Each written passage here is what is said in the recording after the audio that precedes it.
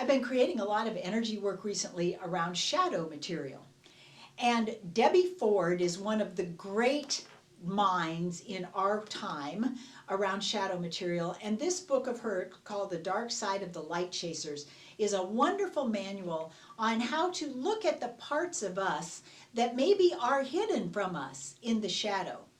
And I wanted to read this seminal work so that I could be aware of everything that she's put out in the collective consciousness that I am now a beneficiary of, because it is in the collective and she's taught so many people.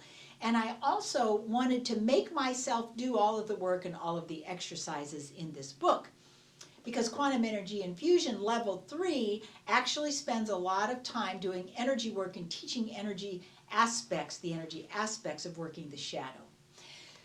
So in one of the chapters, she recommends that she suggests that we have subpersonalities, that all of us have subpersonalities.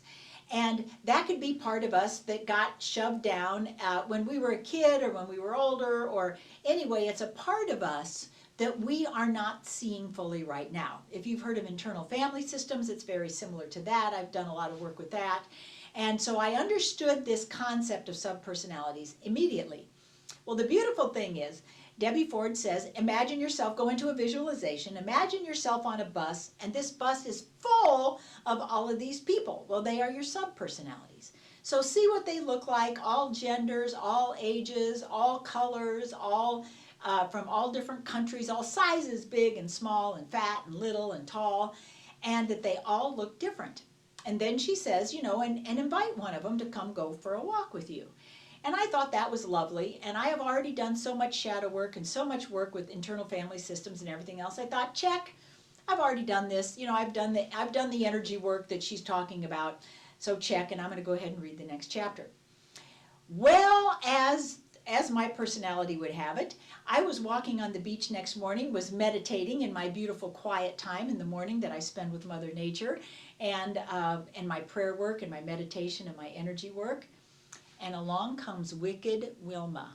Just bigger than life, Wicked Wilma showed right up next to me and came along for the walk.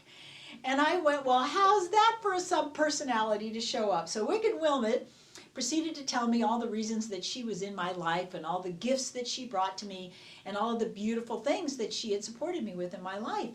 And I had a great conversation with Wicked Wilma. Well, so much for me thinking that I didn't need to do that part of the exercise. So we were complete, and I finished my walk, and it was lovely.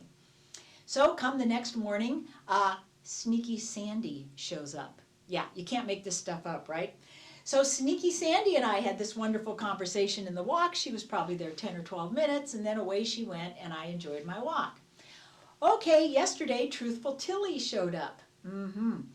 The one in you that says, we have to tell the truth or we're going to be in trouble, that one. She was probably about 10 years old.